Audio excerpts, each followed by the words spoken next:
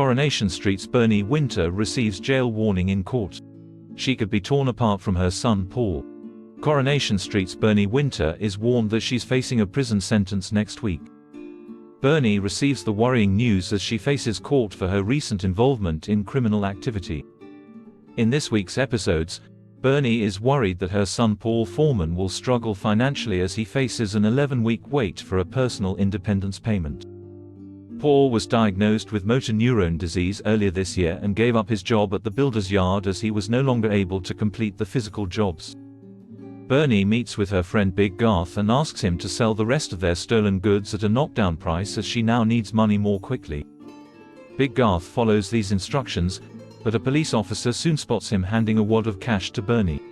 Bernie is then arrested on suspicion of handling stolen goods. Next week, Bernie confirms to Paul and her daughter Gemma Winter that she's due in court after being charged with the crime.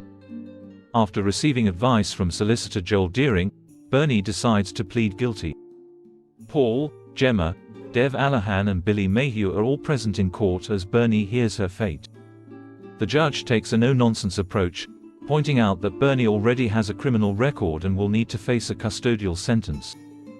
Paul speaks out to defend his mum, urging the judge to reconsider as he has MND and needs Bernie around to provide support. Coronation Street's producer Ian McLeod recently told us, "This Christmas, the catastrophe arises from Bernie and her historical involvement with Shelley's slightly dubious online scamming. It puts her in a massive amount of legal hot water, to the extent that there's every likelihood that she's not going to be present for what will be Paul's last Christmas and the family might not get to be together for one last festive moment." Xin chào các bạn đã quay trở lại với kênh Spoiler. Vừa rồi các bạn đã theo dõi một